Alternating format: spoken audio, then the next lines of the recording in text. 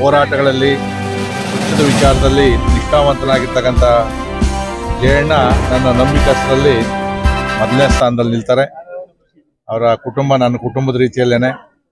ಹೀಗೆ ಅಂತಲ್ಲ, ಇಡೀ ನನ್ನ ಕ್ಷೇತ್ರದ ಕಾರ್ಯಕರ್ತರು ನಾವೆಲ್ಲ ಒಂದು ತಾಯಿಯ ಮಕ್ಕಳ ರೀತಿಯಲ್ಲಿ ಅವತ್ತಿಂದ ಇದ್ದೀವಿ. ನಾವು ಸಣ್ಣ ಪುಟ್ಟ ಏನೇ ಇದ್ರು ಕೂಡ ಒಂದು ತಾಯಿಯ ಮಕ್ಕಳ ರೀತಿಯಲ್ಲಿ ಈ ಥರದ ಒಂದು ವಿಶ್ವಾಸ, ಆತ್ಮೀಯತೆ ಬಹುಶಃ ಬೇರೆ ಎಲ್ಲೂ ಕೂಡ ನಮ್ಮ ಕ್ಷೇತ್ರದಲ್ಲಿ ನೋಡೋಕ್ಕೆ ಸಾಧ್ಯ ಇಲ್ಲ. ಆ ವಿಶ್ವಾಸವನ್ನು ಜಯಣ್ಣವರು ಮತ್ತು ಅವ್ರ ಕುಟುಂಬದವರು ಉಳಿಸ್ಕೊಂಡಿದ್ದಾರೆ. ಕಾರ್ಯಕರ್ತರ ವಿಶ್ವಾಸ.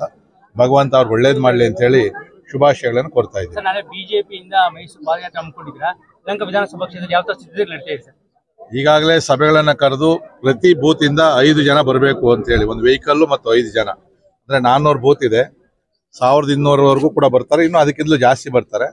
ನಾವೆಲ್ಲ ಕೂಡ ಭಾನುವಾರ ಯಲಹಂಕ ಕ್ಷೇತ್ರದ ಕಾರ್ಯಕರ್ತರ ಪಾದಯಾತ್ರೆ ಇರೋದ್ರಿಂದ ನಾವು 9:30ಗೆ ಮಾದವರ ನೈಸ್ ಗ್ರೌಂಡಲ್ಲಿ ಎಲ್ಲ ವೆಹಿಕಲ್ ಸೇರ್ಕೊಂತೀವಿ. ಅಲ್ಲಿಂದ ಹೊರಟು ರಾಮನಗರದಿಂದ 12 ಕಿಲೋಮೀಟರ್ ಮಾತ್ರ ನಮ್ಮದು ಯಲಹಂಕಕ್ಕೆ ನಡೆಯಕ್ಕೆ ಕೊಟ್ಟವ್ರೆ.